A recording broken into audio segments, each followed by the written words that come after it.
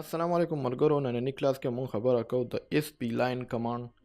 نو مونږ سره دلته سپلاین دوه قسمه دی، یو فټ دی بل سی وي. سی وي مطلب کنټرول ورټکس. اوس دا څنګه کار کوي مونږ سره؟ زه وایم چې دا د کمانډ نو کوم نو سپلاین مونږ سره کمانډ دی سپلاین اس پی ال. زه به دا انټر کوم. اوس ما ته و چې ته پوینټ والا. ما دلته یو کلیک وکړو، بل کلیک مې دلته وکړو. څو ګوره بل کلیک مې دلته وکړو، بل دلته. نو دا یو چې کوم دی کې دا کلیک وکړم راغلی دی نه یو کرو جوړه کړي. زه څونه لرې ځم نو هغونه کرو غټېږي. نو تاسو داسې راتللی شئ او دا دې سره میلاولی شئ. کلوز یې کوئ نو کلوز به شي. دې کې یو فټ دی او بل کنټرول ورټیسیز. ما سپلاین ووالو، زه یم چې یاره دغه دواړه څه ته وایي. نو په دې کې به زه راشم دې میتډ ته ام مې پریس کو. چې ام پریس کړم نو ما ته را دوه اپشن راځي چې پټ که سی وي. نو دا لومبی چې موږ کوم ووالو دغه پټ و. اوس په سی وي کې څه فرق دی؟ سی وي ما ووالو سپلاین انټر ام انټر بیا سی وي. سی وي کې چې زه کله کلیک کوم نو اوس په تاسو ته معلومیږي چې وختي یو موږ کم کلیک کوو نو دلته به کرو، دلته به د دې نه به سټارټ کېدله. اوس کرو لاندې راځي. وګوره دا زه تاسو یو بل اګزامپل سره پې کوم. زه علم پوینټ، صحیح ده.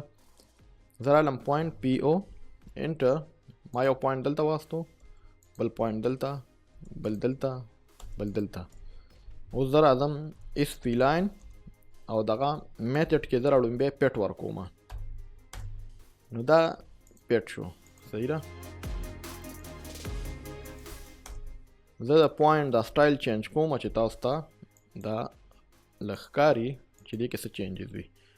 دا پوینټ کاپي کوم.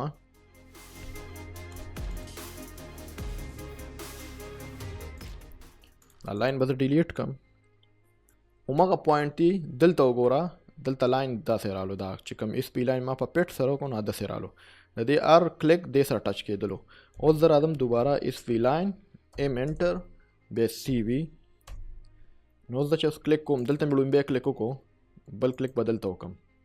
اوس ګورئ بل کلیک مې دلته وکړو او بل مې دلته وکړو. تاسو په ظاهره دا داسې ښکاري چې دا ډوله ټچ کړي نه دي، خو حالانکې دا ټچ دي. د دې دا پوینټ دلته ټچ دي. دا موږ د دې نه کنټرول ورټیسیز ته ځکه ویل کېږي چې دا د دې ورټیسیز نه کنټرول کېږي. او ته وګوره کوم موږ سره چې را کرو دی دا ډېر ښایسته راځي. خو دا هېڅکله که تاسو چېرته کنورټ کړل پولی لاین ته، دې وخت کې دا صرف سپی لاین دي. راځو پراپرټي ته ځو. دا صرف سمپل خبره درته کومه دې کې دا سپی لاین دی. د دې دلته د نوم ورکړل چې دا کم ټایپ لاین دی. نو دا سپی لاین دی. او که دا زه یم چې دې کنورټ کوم پولی لاین ته، پولی لاین ته ما لا کنورټ کو پی ای انټر. یس دا یو مې کنورټ کو، صحیح ده. ما دا بخیر دی. موږ وروسته وایو چې دا موږ څنګه کنورټ کوو. خو صرف درته دې کې څه مسله ښیم، دې کې څه مسله وي.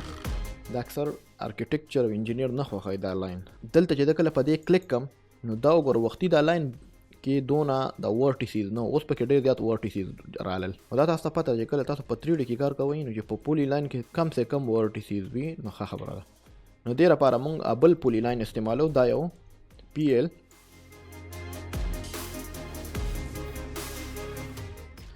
او دا موږ بیا دغه تاړو. لکه مطلب دی کې موږ کار راوستله داسې.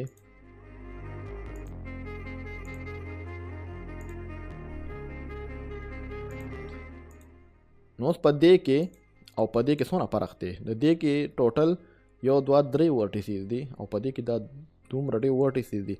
کله چې تاسو کار په 3D کې کوئ پای کې کم نه کم پوینټ وي نو ښه ده.